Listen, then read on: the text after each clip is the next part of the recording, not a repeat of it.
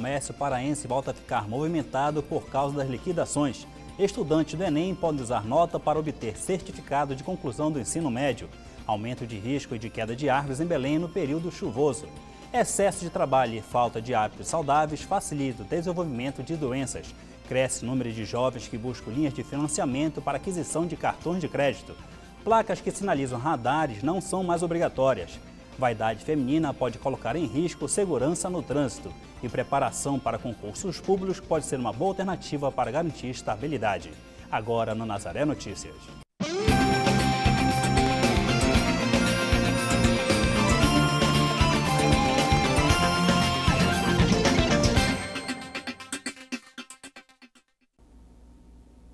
Início de ano novo sempre é um bom período para renovar o guarda-roupa pessoal.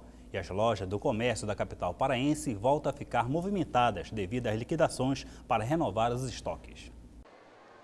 Nos corredores dos principais shoppings da cidade, a movimentação de consumidores às compras já é bem visível. Nas vitrines, roupas para homens e mulheres com modelos e cores variados, descontos tentadores e o resultado são lojas quase lotadas. Para a classe empresarial, mais uma expectativa de vendas. Nossa expectativa é liquidar todo o estoque do ano passado e está sendo maravilhoso por ser o primeiro dia de liquidação do shopping, está sendo maravilhoso, nossos descontos estão indo de 30% a 50%. A gente ainda tem um estoque legal para fazer uma promoção e com certeza nossas expectativas são as melhores, de realmente esvaziar o estoque, com uma promoção até de 60% de desconto que a loja está oferecendo. Em algumas lojas, descontos para atrair o bolso de qualquer um. Camisas masculinas de R$ 139 por R$ 79.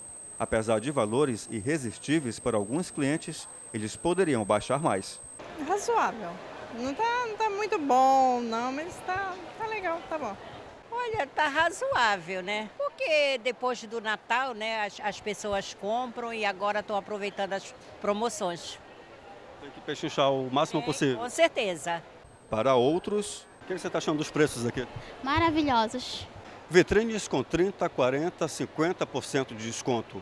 As liquidações podem ser uma armadilha para o bolso do consumidor. Especialistas no assunto alertam: o consumidor deve ter cuidado com relação ao controle das dívidas. Tentados por abatimentos de até 90%, muita gente acaba se precipitando e saindo no prejuízo ao levar para casa um produto com defeito ou redução irreal no preço. Neste período do ano, o consumidor deve tomar cuidados. Em época de liquidação, o consumidor deve considerar o orçamento e as prioridades para evitar compras por impulso. O comprador deve ter cuidados com as peças de mostruários vendidas com pequenos defeitos. A pesquisa de preço também é importante para evitar despesas desnecessárias. Faça as contas e veja se realmente os descontos são reais.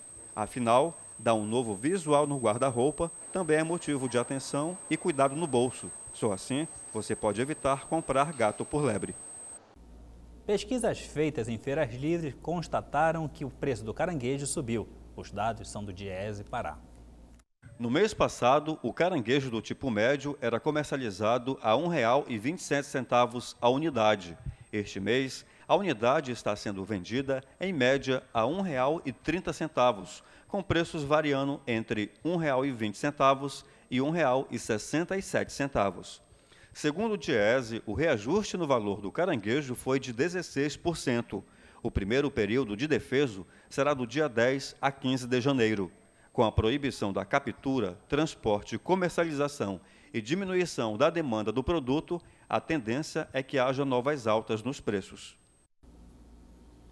A entrada de dólares no Brasil superou a saída e o resultado do fluxo cambial brasileiro foi positivo, em mais de 65 bilhões de dólares em 2011. Em relação a 2010, houve um crescimento de mais de 168%. Os dados foram divulgados pelo Banco Central. Durante todo o ano, as contas financeiras e comércios fecharam positivos. As operações comerciais são aquelas em que os contratos são celebrados para exportação e importação. E as operações financeiras incluem as atividades restantes, como investimentos estrangeiros diretos, aplicações financeiras, remessas de lucros e dividendos ao exterior. Os participantes do Exame Nacional do Ensino Médio, o Enem, podem utilizar as notas do processo seletivo para obter o certificado de conclusão do ensino médio, mas muitos alunos desconhecem essa informação. Poucos têm conhecimento deste programa do governo federal, que tem como um dos objetivos regularizar a situação escolar das pessoas que deixaram a sala de aula há muito tempo e precisam do certificado de conclusão do ensino médio. Esse programa do Ministério da Educação é adotado pelo governo do estado do Amazonas. Ele vem na possibilidade de estar dando chance aos candidatos que não concluíram a educação no tempo hábil, entendeu? Então, veja bem, aqui nós temos hoje um grande passivo educacional no Brasil por conta de políticas educacionais equivocadas. E esse programa vem para corrigir também essas distorções. Então, o candidato que fez o Enem, que atenda aos 2 critérios de pontuação mínima de 400 pontos, em cada área do conhecimento e no mínimo 500 pontos na redação e tenha feito 18 anos até o dia 22 de outubro do ano passado, ele está apto a se certificar, a ter a sua certificação do ensino médio. Os interessados devem procurar a SEDUC na Gerência de Educação de Jovens e Adultos, munidos dos seguintes documentos: CPF, RG, comprovante de residência, número de inscrição do Enem e senha. Depois de dar a entrada com os documentos, a declaração de conclusão do ensino médio é emitida na hora. Alcione tem 31 anos e cursou até o 2º ano do ensino médio. Ela afirma ter parado de estudar há muito tempo, mas fez o Enem em 2011. Quando soube do programa, aproveitou a oportunidade. Agora, ela vai tentar uma vaga na universidade. Poder ingressar, a oportunidade de ingressar numa faculdade, me graduar e ter um diploma, para mim é muito gratificante.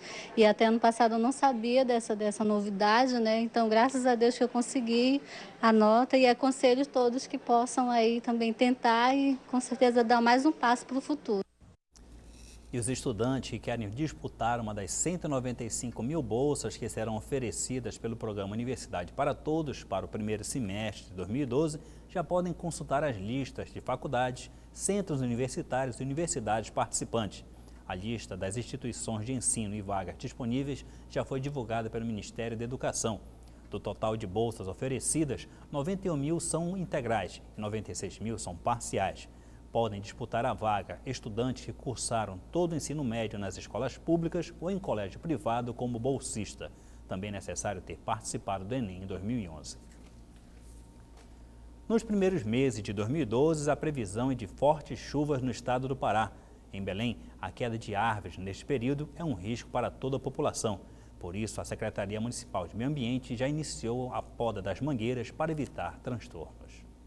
Existem em Belém cerca de 12 mil mangueiras. A maioria é nova, entre 10 a 25 anos e não oferece ameaças. Outras 2.320 árvores são centenárias e geralmente entre 22 e 23 metros de altura. A Secretaria faz o monitoramento desses vegetais, através de equipamentos como ultrassom do tronco e observações diárias, onde estão localizadas as mangueiras centenárias. Essas observações visam o quê? Detectar árvores inclinadas para calçada, levantamento de calçada, forçando cabos de energia elétrica, de telefonia. Então, esses são os fatores que indicam que esse vegetal oferece um risco de queda. O ataque de ervas, de passarinho, falta de equilíbrio, excesso de peso e de altura são alguns dos fatores que provocam a queda das mangueiras. Mas a Secretaria pede também que a população nos auxilie nisso.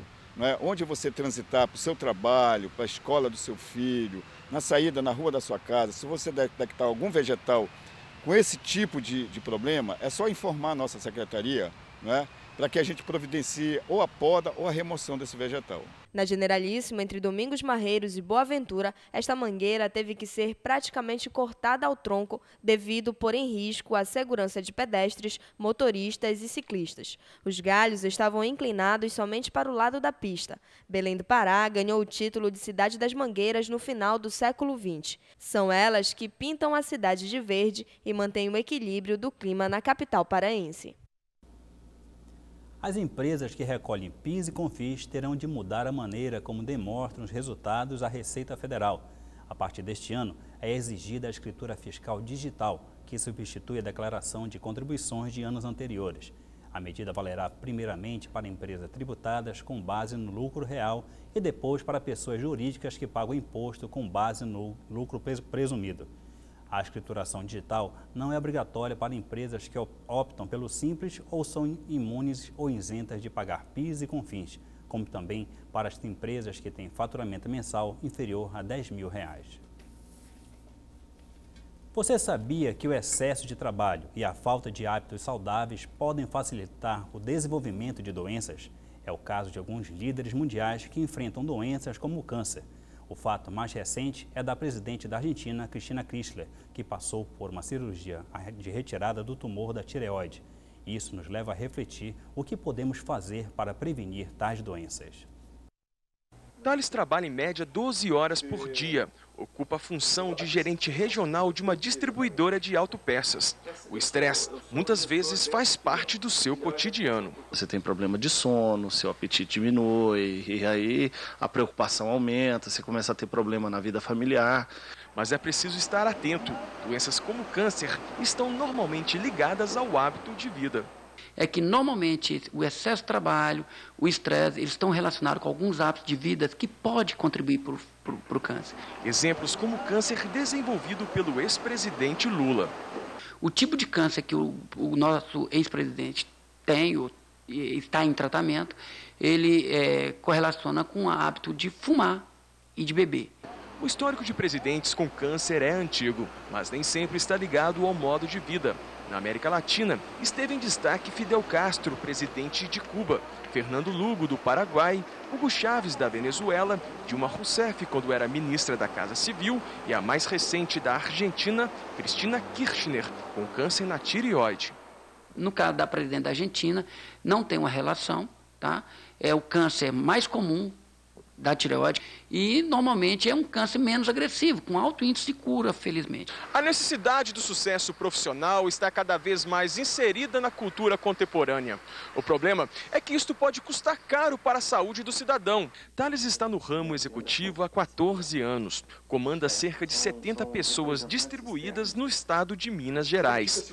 Hoje, ele diz ter bases mais sólidas para evitar doenças e o estresse.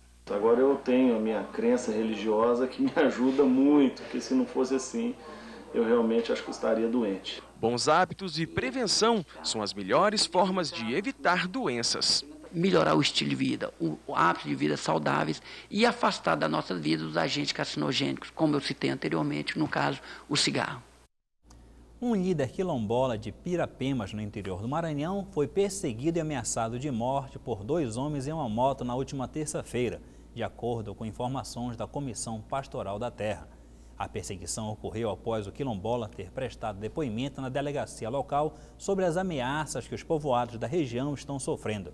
As comunidades quilombolas ficam na zona rural de Pirapemas, a 190 quilômetros ao sul da capital, São Luís. Um oficial, relatando a ameaça de morte e pedindo providências para a violência na região, foi enviado à Ouvidoria Agrária Nacional. E você acompanha a seguir. Cresce o número de jovens que buscam linha de financiamento para aquisição de cartões de crédito. Placas que sinalizam radares não são mais obrigatórias. Vaidade feminina pode colocar em risco segurança no trânsito. E preparação para concurso público pode ser boa alternativa para garantir estabilidade.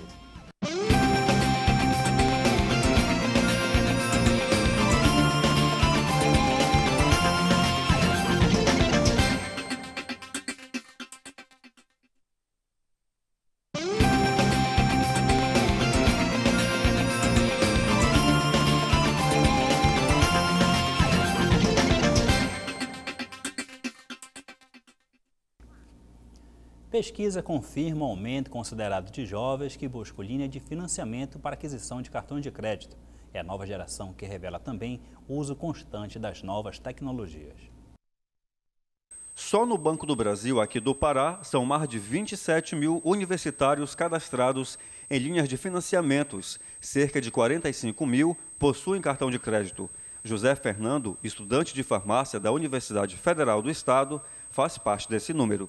Para eu usá-los para comprar determinados produtos que no momento eu não tenho condições à vista para pagar, então eu pude parcelá-los.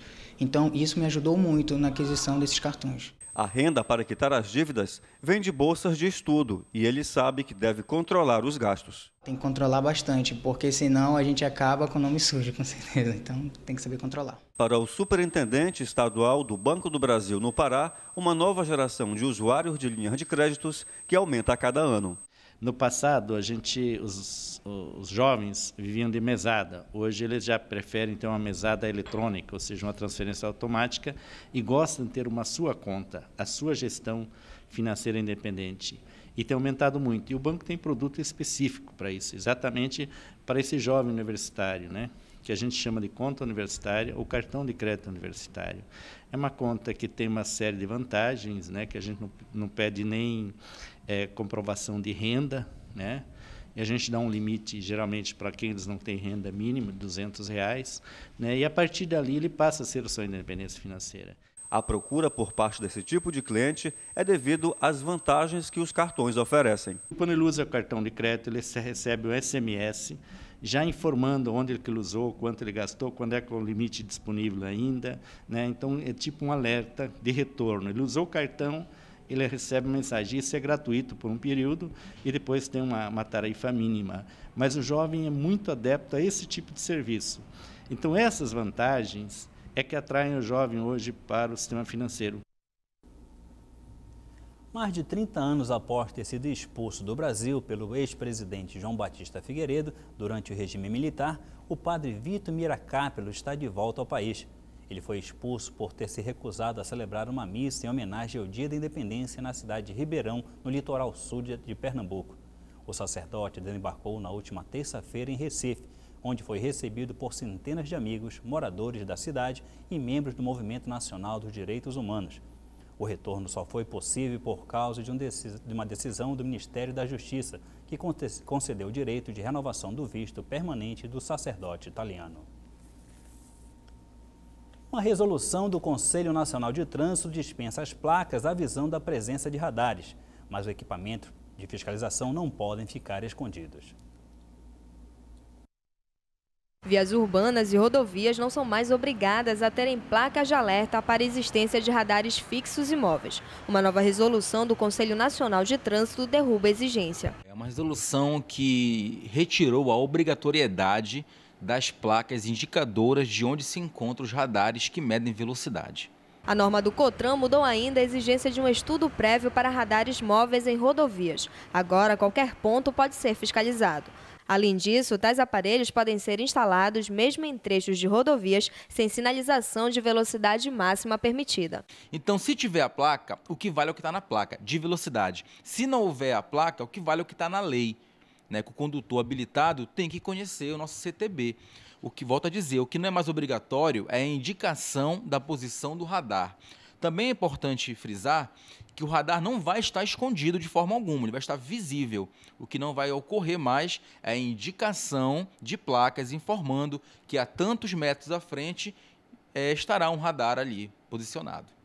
Por um acordo feito entre o governo federal e os governos estaduais, as polícias estaduais também deverão aumentar a fiscalização ostensiva em rodovias estaduais e em vias urbanas. O objetivo é diminuir o número de acidentes. Dados oficiais apontam que, por ano, mais de 40 mil pessoas morrem em acidentes de trânsito em todo o país.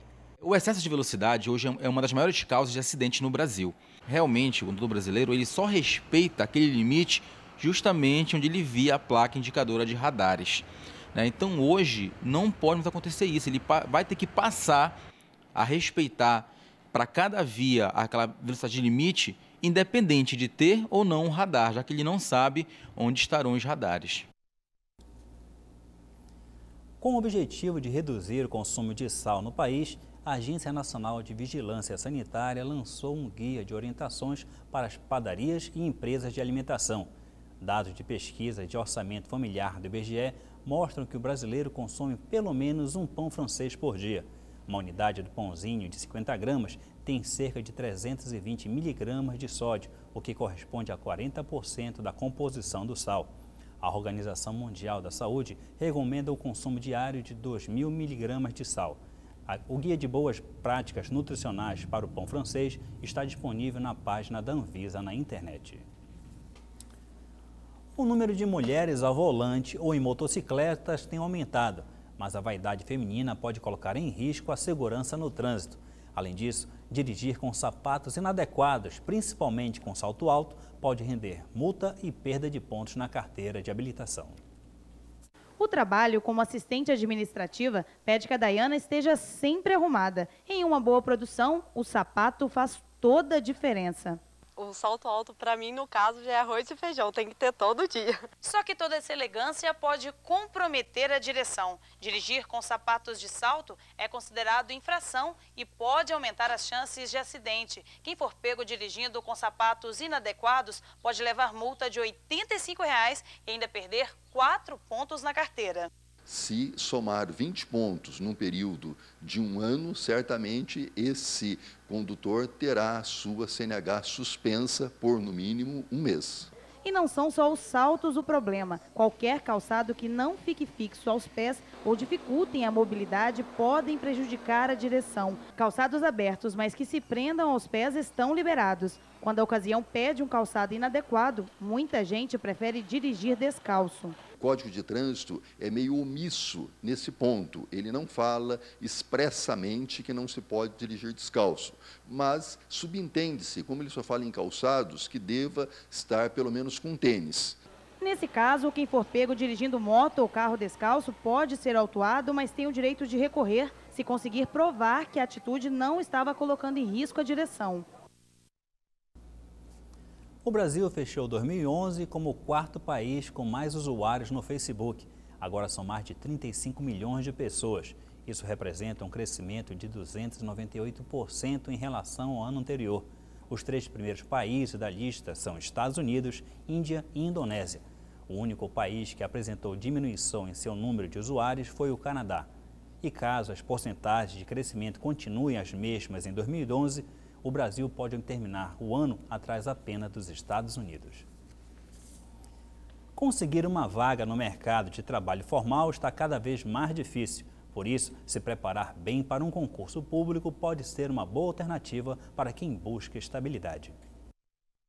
Segurança é o que busca este estudante que ainda não teve chance no mercado de trabalho e vai prestar pela primeira vez um concurso público. O mercado convencional ele exige de ti uma série de conhecimentos, de aptidões que o público não vai te exigir. O público você vai fazer aquela prova, se conseguir passar, você vai lá, começa a trabalhar, enquanto o privado não. Você acha que é mais fácil prestar um concurso público do que se candidatar a uma vaga no mercado formal convencional? Olha, fácil não é, mas é mais seguro. As salas de aula têm, em média, 30 alunos. Os cursos preparatórios para concurso são uma alternativa para quem quer concorrer a uma vaga. Ele tem que, vamos dizer, querer. Eu quero, a palavra de ordem é querer. Eu quero fazer um concurso, eu quero passar nesse concurso. Aí, quando ele quer isso, ele foca, tem que se preparar. Saber que o concurso é uma coisa de médio e longo prazo, não uma coisa de curto prazo. Porque não tem milagre. O milagre é estudar, é conhecimento em todas as áreas, de maneira geral. Concurseira, Priscila já é servidora pública municipal da cidade de Mãe do Rio, no Pará. Mesmo com essa conquista, o desejo de um cargo melhor e de adquirir mais conhecimento ainda é incentivo. Por isso, ela se prepara pela 3ª vez. Você, estando num emprego que não é público, você não tem a garantia de a vida inteira você trabalhar nesse emprego, que você conseguir que não seja público. E no público você tem a garantia de estar estabilizado a vida inteira. Os editais da esfera federal são os mais esperados e os cargos de nível médio são os que mais atraem. Língua portuguesa, matemática e as disciplinas de legislação brasileira são a base da preparação. Na busca pela aprovação num concurso público estão homens e mulheres, jovens ou já na maturidade. Todos querem a garantia da estabilidade que a administração pública oferece. Mas para alcançar esse objetivo é preciso ter em mente o essencial. Priscila também reforça essa dica. Se preparem sim, porque não sabemos do dia de amanhã. Eu posso estar bem hoje, mas amanhã eu não posso estar bem. Então a regra é estudar. A regra é estudar muito, bastante. Nesse período estão abertas as inscrições para os concursos do INSS, da Secretaria Municipal de Educação de Belém, do IPAMB e da Companhia Municipal de Transportes, a CETEBEL. Esta edição de quinta-feira do Nazaré Notícias vai ficando por aqui. Nos encontramos em uma próxima edição. Até lá!